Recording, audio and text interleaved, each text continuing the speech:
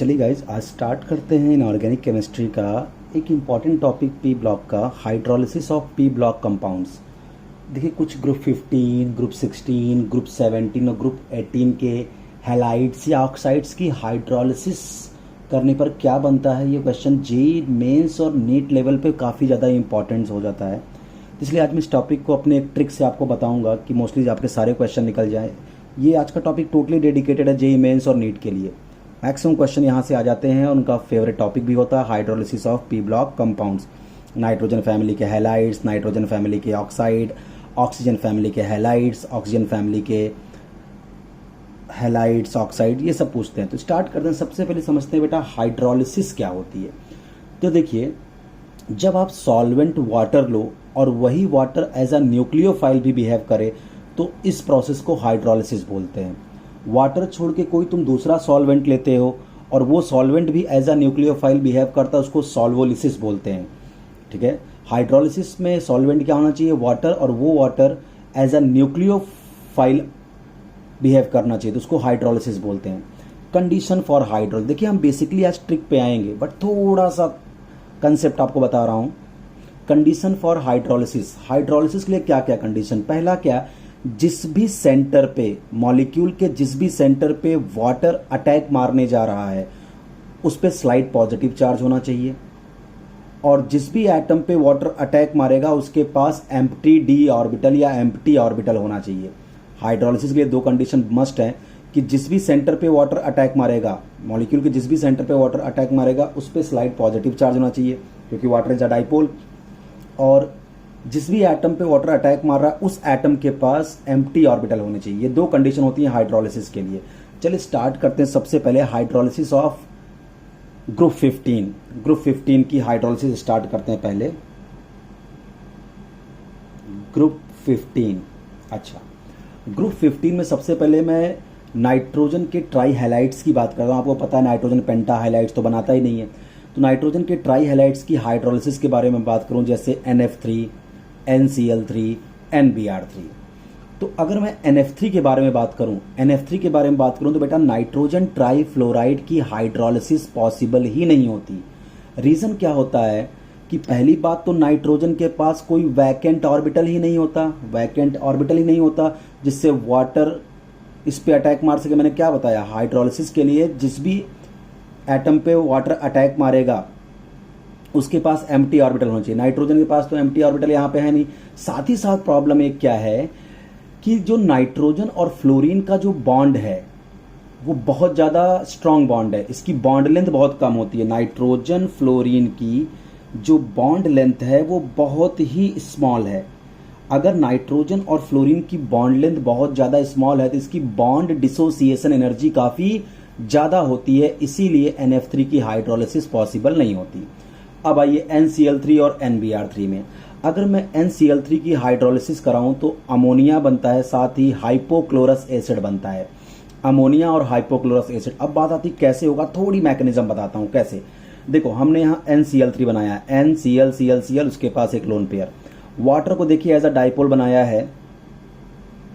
तो होता क्या है बेटा कि यहाँ पे ये जो OH है, वाटर का जो OH है वो एक एक करके क्लोरीन के साथ क्या करेगा, रिएक्शन करेगा। तो देखिए, वाटर का जो OH है इस क्लोरीन के साथ जाएगा तो HOCl, और ये जो H+ है ये नाइट्रोजन पे अटैक मार के NH बनाएगा। तो ऐसे 3 वाटर जब मैं लेके आऊंगा तो एक वाटर का OH इस Cl के साथ बनाएगा तो HOCl, फिर दूसरे वाटर का OH दूसरा मोल HOCl, तीसरे वाटर का OH तीसरा मोल HCl। एक एक करके इन तीनों क्लोरीन के वाटर के OH रिप्लेस कर देंगे तो बनेगा 3 मोल्स ऑफ HOCl। इसके लिए मुझे 3 मोल वाटर लाना पड़ेगा, और 3 मोल वाटर के जो 3 H+ है इस नाइट्रोजन के साथ रिएक्ट करके अमोनिया बना देंगे। तो आपको मैकेनिज्म भी समझा दिया कैसे हुआ ये। ऐसे सेम बेटा NBr3 भी होगा। NBr3 की जब हाइड्रोलिसिस करेंगे तो वाटर का जो OH- है, आप बिल्कुल सेम लाइक है जैसा हमने अभी आपको NCl3 बताया था, ये NBr है, NBr3। इसमें जब वाटर आएगा, 3 वाटर के मॉलिक्यूल यहां भी लगेंगे, तो ये वाला पार्ट एक बार HOBr, और ये जो H+ है ये इस पे अटैक मारेगा।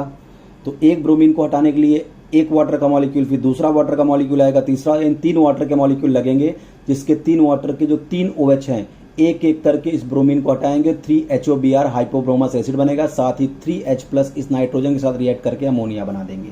तो ये हुआ नाइट्रोजन के ट्राई हैलाइड्स की हाइड्रोलिसिस। अब आते हैं हैलाइड्स ऑफ फास्फोरस। आपको पता है फास्फोरस 2 तरह के हैलाइड्स बनाते हैं, try halides and penta halides. तो अगर ट्राई हैलाइड्स की बात करें लाइक PCl3 एंड PBr3, तो देखिए फास्फोरस के हैलाइड्स में आप एक बात को ध्यान रखिएगा कि जितने भी फास्फोरस के हैलाइड्स हैं या फास्फोरस के ऑक्साइड्स हैं, इन सब की जब हाइड्रोलिसिस होती है ना, तो अगर नॉन मेटल के हैलाइड्स मेरे पास हैं या नॉन मेटल के ऑक्साइड्स मेरे पास हैं, तो उनकी जब हाइड्रोलिसिस होती है, एक्सेप्ट नाइट्रोजन में ये चीज़ नहीं चल रहा था अपना, जब भी नॉन मेटल के हैलाइड्स या नॉन मेटल के ऑक्साइड की जब हाइड्रोलिसिस होती है बेटा, तो वो सेम ऑक्सीडेशन नंबर के ऑक्सी एसिड को बनाते हैं। जैसे PCl3 जब वाटर से रिएक्शन किया तो H3PO3 यानी फास्फोरस एसिड बनाया +3HCl। मैकेनिज्म में अभी बता दूंगा, बट आप शॉर्टकट समझिए, ट्रिक समझिए कि फास्फोरस का ऑक्सीजन स्टेट था +3, तो ये +3 वाला ही ऑक्सी एसिड बनाएगा H3PO3, गलती से भी H3PO4 नहीं बना सकता। जैसे देखिए PBr3, यहाँ फास्फोरस क्या है +3, तो ये जो अपना +3 वाला बनाएगा H3PO3, फास्फोरस अपना +3 वाला ऑक्सी एसिड बनाएगा H3PO3 +3HBr। जैसे आप देखिए, एक बात दिमाग में भर लीजिए, जब भी बेटा हाइड्रोलिसिस होती है, वाटर एडिशन रिएक्शन में कभी भी ऑक्सीडेशन स्टेट चेंज नहीं होता। वाटर एडिशन रिएक्शन में कभी भी ऑक्सीडेशन स्टेट चेंज नहीं होता। नॉर्मली मोस्टली क्या होता है, कभी भी ऑक्सीजन स्टेट वो चेंज नहीं करता, कुछ एक्सेप्शन है जो हम डील कर लेंगे, ठीक है। तो देखिए फास्फोरस का हैलाइड है ट्राई हैलाइड PCl3 + H2O, क्या बनेगा H3PO3 + HCl। मेन प्रोडक्ट आपका ये है H3PO3। मतलब हमने ट्रिक क्या बताई कि जिस ऑक्सीडेशन स्टेट में आपका फास्फोरस है, फास्फोरस का वही ऑक्सी एसिड बनेगा सेम ऑक्सीडेशन स्टेट में। तो +3 वाला ऑक्सी एसिड H3PO3, +3 वाला ऑक्सी एसिड H3PO3, यहाँ पे 3 मोल HCl निकल जाएंगे, यहाँ 3 मोल HBr। अगर आपको मैकेनिज्म थोड़ी सी देखनी तो आप देख लो, ये हमने PCl3 लिखा। आपको पता है क्लोरीन की इलेक्ट्रोनेगेटिविटी फास्फोरस से ज़्यादा होती है, तो क्लोरीन पे डेल्टा नेगेटिव, फास्फोरस पे डेल्टा पॉजिटिव। और ये आ गया वाटर, तो वाटर का जो ये H+ है इस Cl- के साथ जाएगा, HCl निकालेगा। तो आप बताइए, एक Cl को निकालने पे 1 मोल वाटर यूज हो रहा है, तो इसके पास 3 Cl है, तो 3 मोल वाटर यूज होगा। जब 3 मोल वाटर यूज होगा, इसीलिए हमने यहाँ 3 मोल वाटर लिखा।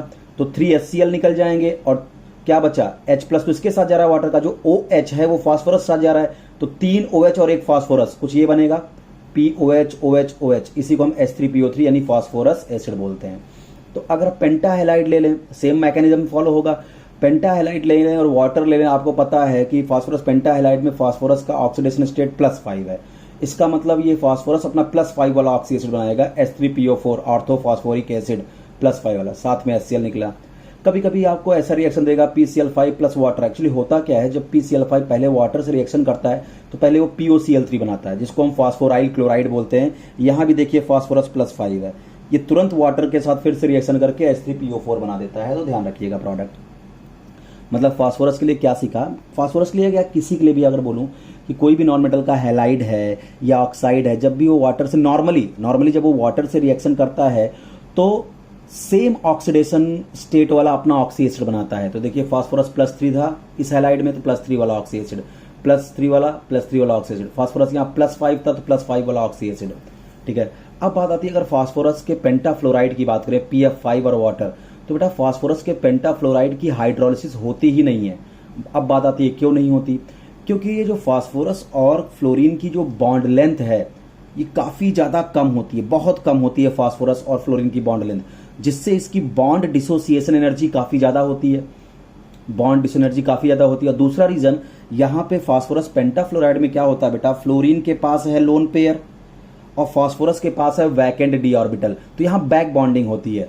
फ्लोरीन अपने लोन पेयर को फास्फोरस के वैकेंट ऑर्बिटल में डालता है और इनके साथ एक बॉन्ड बनाता है।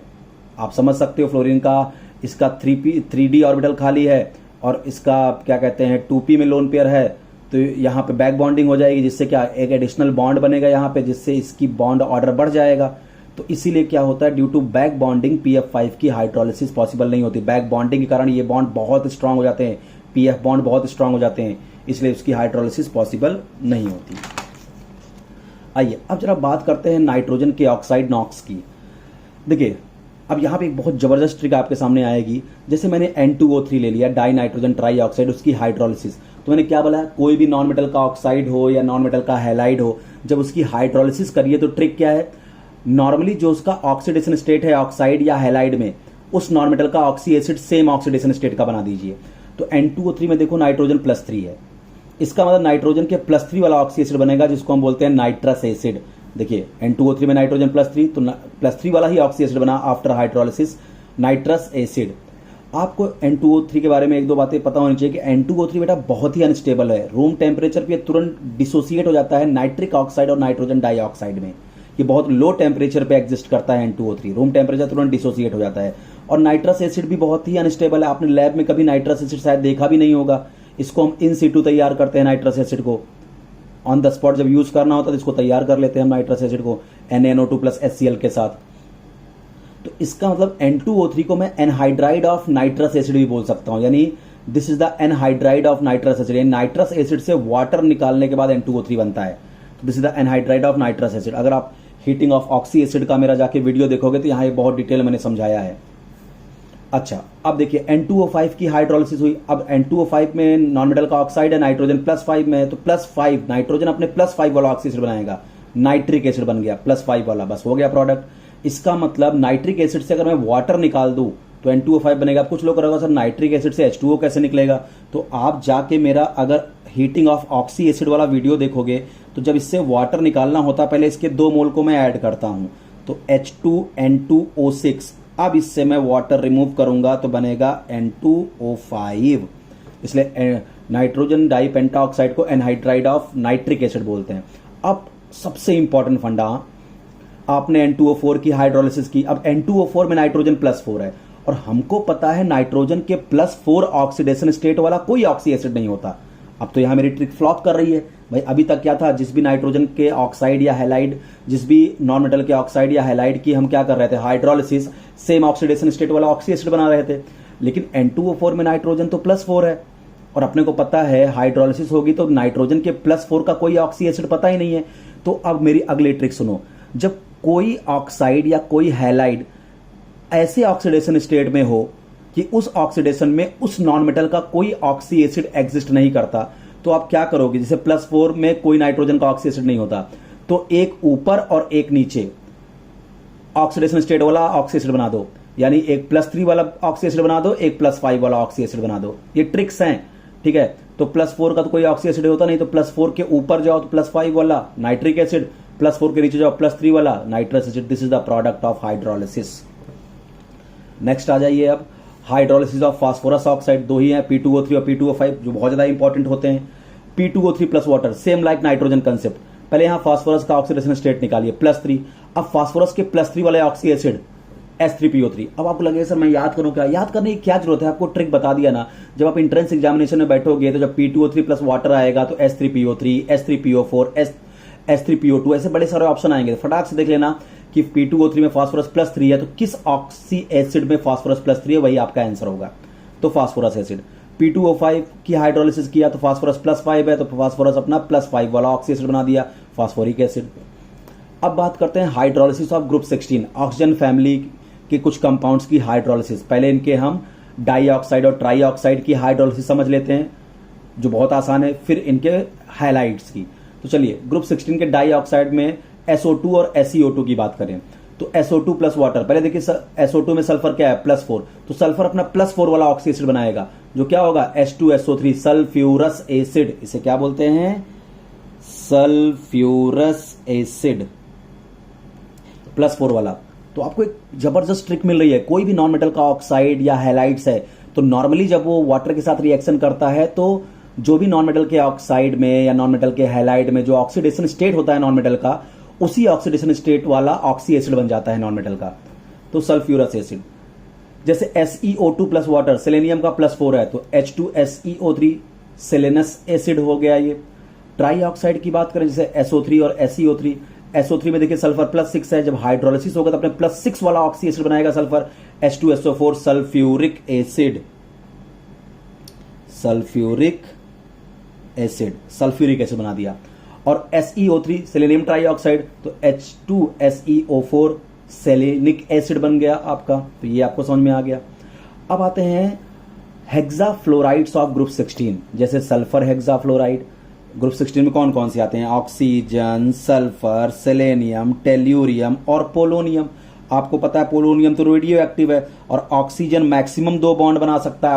ऑक्सीजन तो डाइफ्लोराइड ही बना सकता है, हेक्साफ्लोराइड तो बना नहीं सकता। सल्फर, सेलेनियम, टेल्यूरियम यही हेक्साफ्लोराइड बनाएंगे। तो देखिए SF6, SeF6 और TeF6 ये हो गए। अगर मैं आपसे यहाँ एक क्वेश्चन पूछ जाता है ईज ऑफ हाइड्रोलिसिस, कौन आसानी से हाइड्रोलाइज होगा? तो सबसे मुश्किल से SF6, उससे आसानी से हाइड्रोलिसिस होगी सेलेनियम हेक्साफ्लोराइड की, और सबसे आसानी से होगी TeF6। और अगर मैं प्रैक्टिकली बताऊं तो SF6 की तो हाइड्रोलिसिस पॉसिबल ही नहीं होती, सल्फर का हेक्साफ्लोराइड की हाइड्रोलिसिस पॉसिबल ही नहीं होती। रीजन क्या होता है?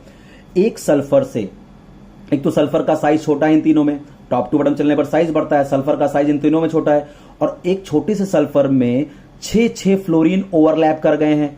तो वाटर को सल्फर के पास अटैक करने के लिए जगह ही नहीं मिलती, क्योंकि 6 फ्लोरीन एकदम सल्फर को घेर रखे हैं ओवरलैप करके, तो वाटर सल्फर पे अटैक कर ही नहीं पाता, इसीलिए SF6 की हाइड्रोलिसिस होती नहीं। बट यहां सब क्या है, सेलेनियम और टेल्यूरियम का साइज बढ़ जाता है। यहां भी 6 फ्लोरीन है, बट सेलेनियम और टेल्यूरियम का साइज बढ़ गया, जिससे क्या हो रहा है, आपका जो 6 छोटे छोटे फ्लोरीन है वो इतना ज्यादा इसको नहीं सेलेनियम और टेल्यूरियम को घेर पाते कि वाटर जाके सेलेनियम और टेल्यूरियम पे अटैक ना कर पाए, इसलिए इनकी हाइड्रोलिसिस पॉसिबल होती है।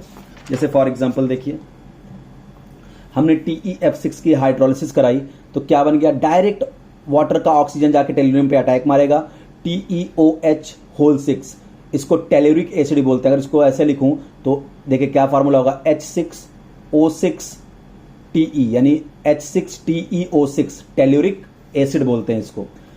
अब आते हैं hydrolysis of tetrafluoride of group 16। Group 16 का बेटा टेट्राफ्लोराइड, तो इसमें आप देखिए सल्फर टेट्राफ्लोराइड। देखिए SF6 की तो हाइड्रोलिसिस नहीं होती, बट SF4 की बेटा होगी, क्योंकि वहां 6 फ्लोरीन छोटे सल्फर को घेर लिए थे, तो वाटर को अटैक करने के लिए जगह ही नहीं मिल रही थी, सल्फर को देख ही नहीं पा रहा था। बट यहां पे एक सल्फर से 4 फ्लोरीन है, इसलिए इसकी हाइड्रोलिसिस होगी। सल्फर का ऑक्सीजन स्टेट +4 है, तो देखिए +4 वाला पहले ऑक्साइड बन गया SO2। अगर फर्दर आप वाटर लोगे तो आपको SO2 वाला बताया हूं, SO2 प्लस वाटर H2SO3 बन जाएगा, जैसा आप सोचो। Hydrolysis of group 17। अब ग्रुप 17 के पहले ऑक्साइड्स देखते हैं, जैसे Cl2O, ClO2 और Cl2O6, ये तीनों बहुत ही इंपॉर्टेंट, यही पूछे भी जाते हैं। और क्लोरीन के कितने ऑक्सी एसिड हम आपको बताए थे, HClO hypochlorous acid, HClO2 chlorous acid, HClO3 chloric acid, HClO4 perchloric acid.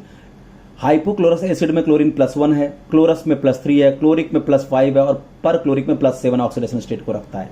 ठीक है, तो अगर मैं Cl2O की हाइड्रोलिसिस करूं, नॉन मेटल का ऑक्साइड है, तो हाइड्रोलिसिस करूंगा तो सेम ऑक्सीडेशन स्टेट का ऑक्सी एसिड बनाएगा। तो जरा देखो Cl2O में क्लोरीन का ऑक्सीडेशन स्टेट कितना है, +1।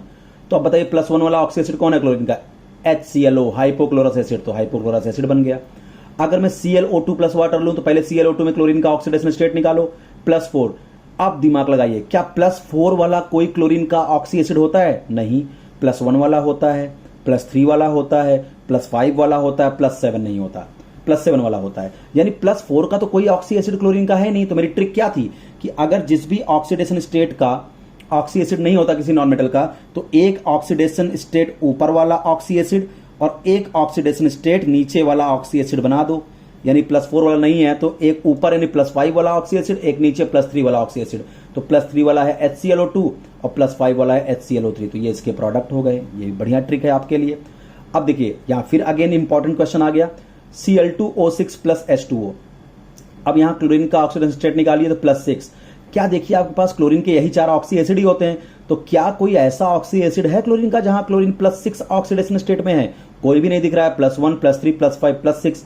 यानी ये ट्रिक तो काम नहीं कर रही है। तो मेरी दूसरी ट्रिक क्या बताया कि अगर जिस ऑक्सीडेशन स्टेट का नॉन मेटल का ऑक्सी एसिड नहीं होता, उसके ऊपर की एक ऑक्सीडेशन स्टेट, उसके नीचे की एक ऑक्सीडेशन स्टेट वाला ऑक्सी एसिड बनाइए।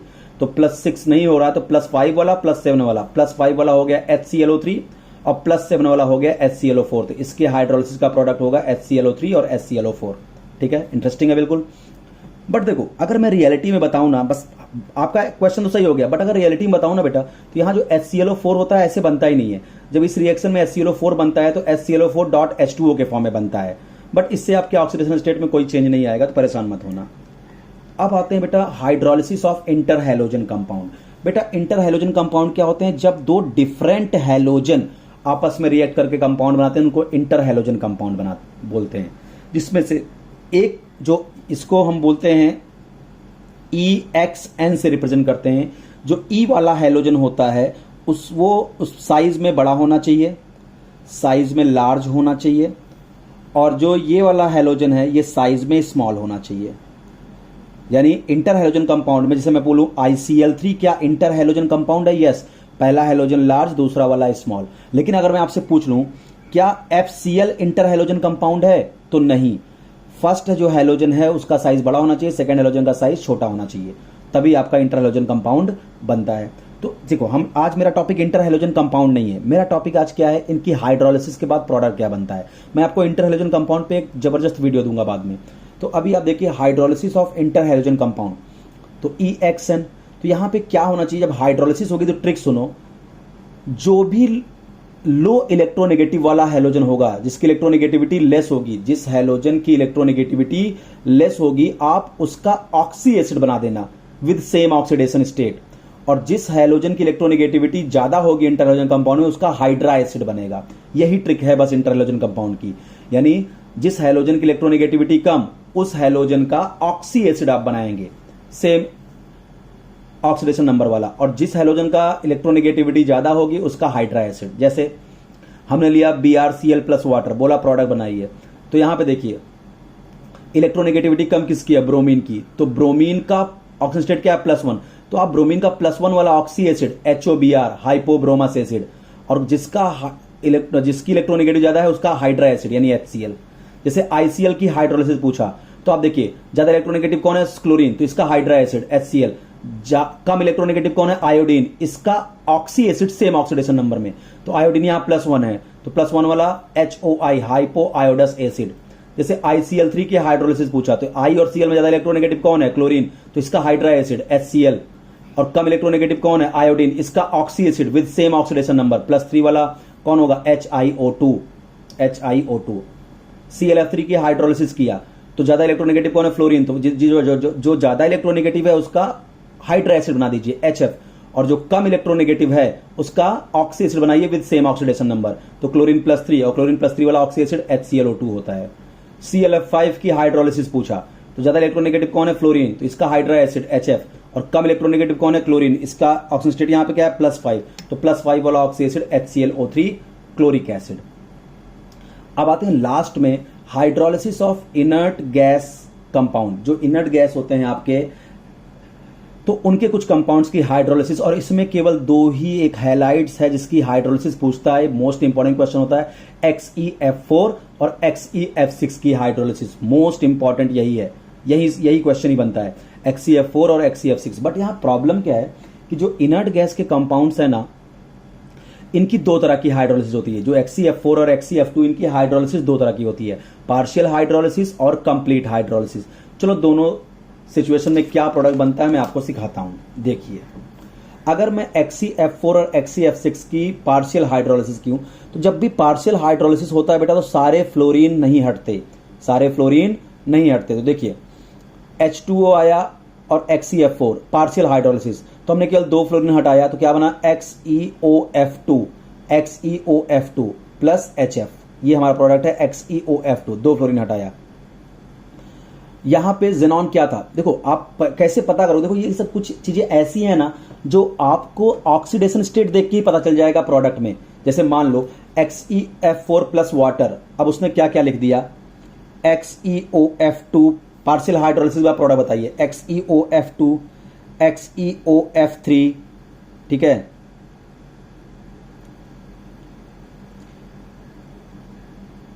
यहां पे हो गया XeOF2, और अगर मैं क्या करूं, इसके 3 फ्लोरीन को हटा दूं तो क्या होगा? XeOF3, या बना दिया XeO3। बोला बताइए प्रोडक्ट क्या होगा? तो आपको क्या पता है XeF4 में जेनॉन है +4, तो पार्शियल हाइड्रोलिसिस के बाद जेनॉन का +4 वाला ही कंपाउंड बनेगा। तो आप देखो यहां जेनॉन है +6, यानी ये तो हाइड्रोलिसिस का प्रोडक्ट हो ही नहीं सकता।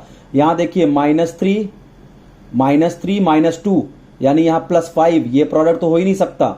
और यहां देखिए -2 -2 -4 +4 यानी यही होगा प्रोडक्ट, क्योंकि ऑक्सीडेशन स्टेट तो बदलेगा ही नहीं। ठीक है, तो XeF4 जब वाटर के साथ रिएक्शन करेगा तो क्या बनाएगा, यहां से 2 फ्लोरीन हटा दीजिए, XeOF2।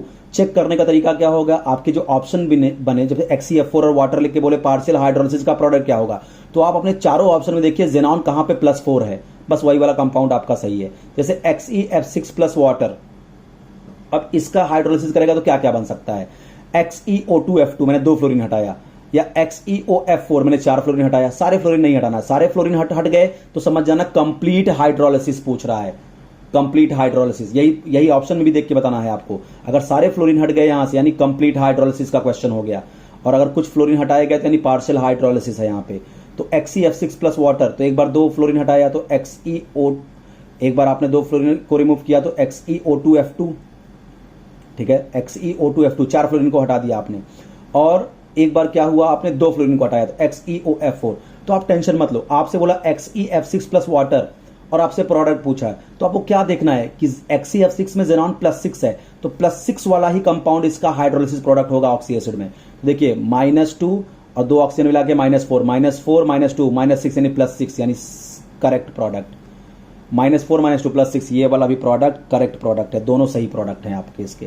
अब आते हैं कंप्लीट हाइड्रोलिसिस में, तो XeF4 की कंप्लीट हाइड्रोलिसिस सारे के सारे फ्लोरीन हट जाएंगे, ऑक्सीजन आ जाएगा, बन जाएगा XeO3। अब आप देखिए जेनॉन +4 है, जेनॉन क्या है +4 है, तो आपको पता है कि +4 वाला तो कोई, अब सारे फ्लोरीन हटाने हैं तो ऑक्सी फ्लोराइड तो बन ही नहीं सकता।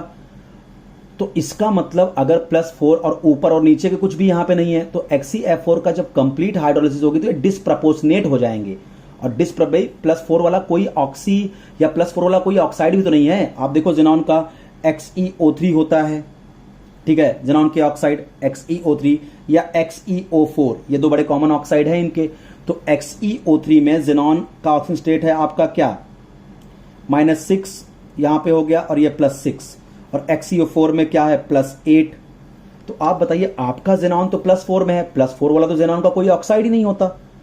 तो जब सेम ऑक्सीडेशन स्टेट वाले नहीं मिलते तो हम क्या बोलते हैं, भाई +4 का नहीं मिल रहा है तो +3 वाला या +5 वाला कुछ बनाया जाए, और आपको पता है +3 और +5 भी जेनॉन में नहीं मिलेगा, तो इसका मतलब ये डिसप्रपोर्शनेट होगा।